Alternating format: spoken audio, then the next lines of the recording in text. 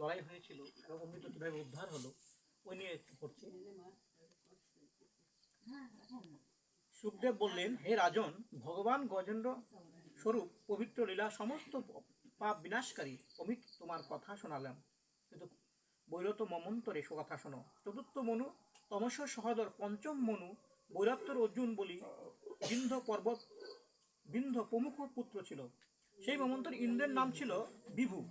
বিভূত প্রধানগণ পরীক্ষিত সেই সময় হিরণ্যরমা, বদাসী, উদ্দাবাহু এবং সপ্তর্ষি। সেই সময় ঋষির স্ত্রীর নাম ছিল বৈকুণ্ঠ এবং বৈকুণ্ঠ উরসে বৈকুণ্ঠর গর্ভে বৈকুণ্ঠবাসী দেবতাদের বৈকুণ্ঠ নাম ধরা হয়।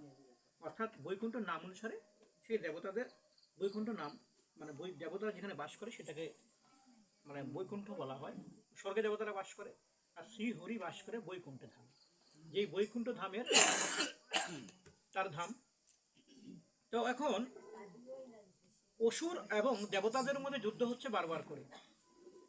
অসুররা অত্যন্ত বলশালী, তারা বারবার দেবতাদের হারিয়ে দিচ্ছে বারবার। এইভাবে অনেক অসুর মানে আঘাতে অনেক দেবতা মারা গেল। আর দেবতারা কোনো মতেই স্বর্গ আর দখল করতে পারছে না। ধর্ম আরেক অসুর ছিল যার নাম ছিল ভস্মাসুর। কেন নাম হলো ভস্মাসুর? ব্রহ্মার কাছে তিনি বর চেয়েছিলেন। অনেকদিন তপস্যা করার পর ব্রহ্মা বলছে, তোমাকে কি বর চাই?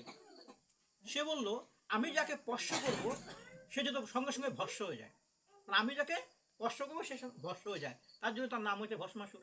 আচ্ছা আসতো, তোমাকে এই বলে দিলাম। বললো যে আমি যে যাকে হাত দিব তাকে সঙ্গে সঙ্গে ভস্ম মানে ছাই হয়ে যাবে, আমি পরীক্ষা কিভাবে করবো? ব্রহ্মা তো আপনিই তো উত্তম ব্যক্তি, তা আপনি শরীরে হাত দেই, তাহলে আপনি